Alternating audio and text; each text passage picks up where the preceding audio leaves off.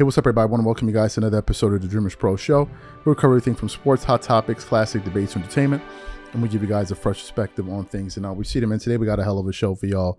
But before we get into it, please make sure you like the video and sub to the channel. So as y'all know, Stephen A. Smith has been that dude trumpeting this thing of, oh, Ant-Man, he the next face of the NBA. He the next face of the NBA. You know, he reminded me of Michael Jordan. He reminded me of Kobe Bryant and blah, blah, blah, blah, blah. And us Jordan and Kobe fans out here like, son, what is you talking about? What is you talking about?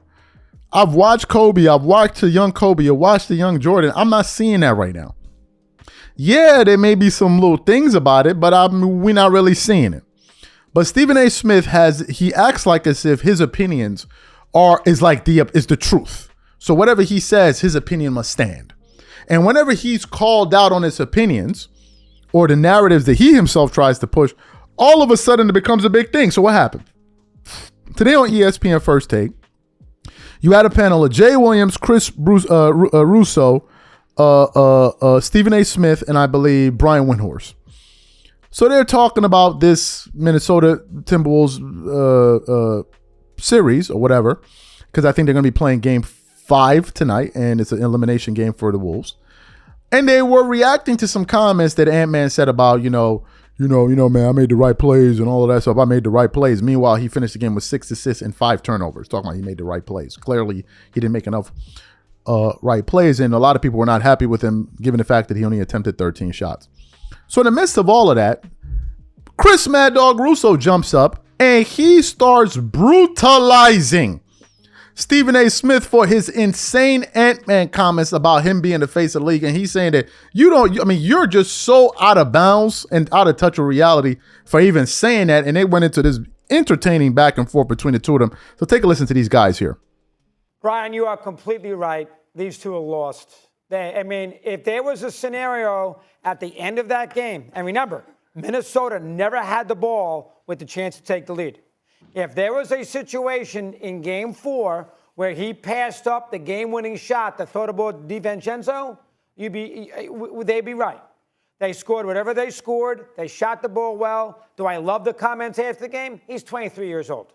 And ESPN, more than anybody else, has put him on a pedestal, the face of the league, which is the biggest bunch of garbage I've ever heard in my life, and I think that hurts That's him. not garbage. Oh, yes, it is. The brother's special. Yes, it is. I don't want to hear about the brother. nonsense. I agree with you on that. Nonsense. I agree with you on that, The guy's never doggy. played in the final, was outshined badly by Luka, and all we ever do is say he's the next. No, he's not the face of the league. He plays in Minnesota, and they've never been in a final, and they almost got swept in a conference final last year. Let's take it easy.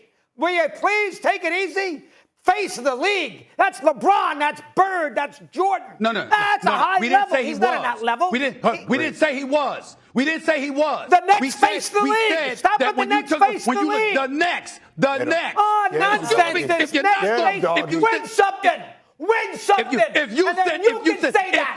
Win something. Oh, please. Whatever. Win something. Be quiet. This is who he sent home. This is who he sent home. He sent home Kevin Durant. He sent home Devin Booker, Bradley Beal, Jokic, Jamal Murray, and now LeBron and Luka. I mean, damn. We can't say next. We can't say next. Hold on. We can't say next. No, you can't. We can't say next. Well, no, LeBron is second team All-NBA. Because, LeBron is second team All-NBA. He's still a superstar in this league. He's still a superstar in this league. LeBron didn't play like a superstar in this league. Will you be quiet? I agree. So you heard the exchange between these two guys. What are my thoughts about this? Ant-Man is getting exposed, folks. If there's anybody that's going to be the face of the league, Ant-Man ain't one of them. I'm sorry. You can't talk your way into the face of the league, man. At the end of this series, nobody should be saying that Ant-Man should be ahead of SGA in terms of face of the league. Now, people will say, oh, SGA is a better team. SGA is the better player. And he's a major reason his team is so good. He's the better player. Ant-Man ain't out there just playing with nobodies. He playing with DiVincenzo. He playing with Rudy Gobert. He playing with Julius Randle. He playing with Mike Conley. Like, let's stop the nonsense. He got all-stars on his team, too. He got Defensive Player of the Year recipients on his team, too. Like, what are we talking about right now?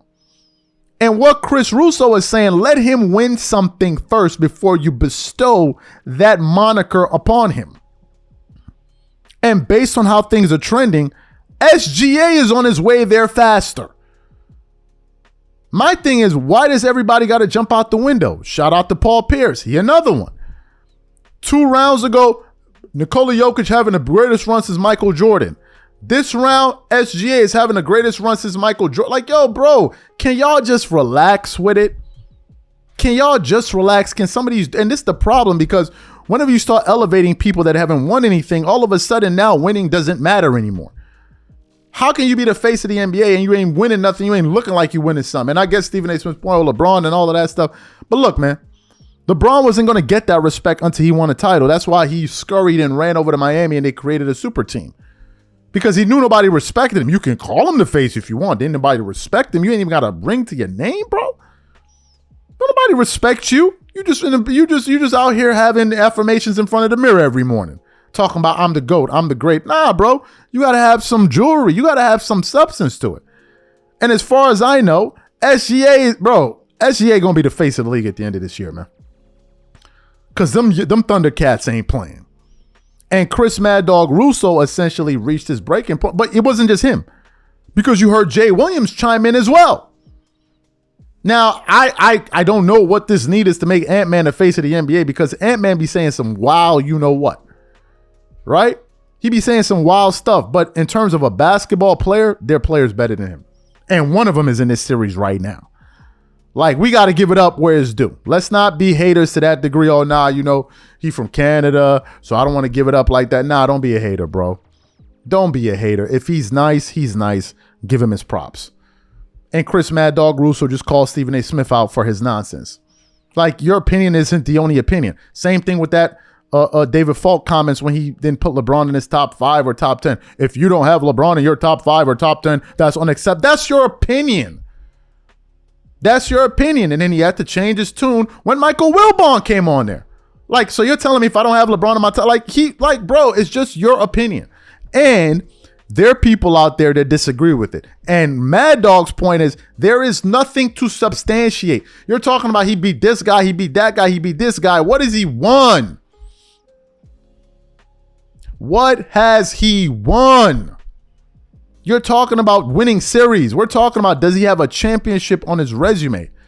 And as far as I know, SGA looks like he is well on his way, unless Indiana pulls off the upset of the millennium.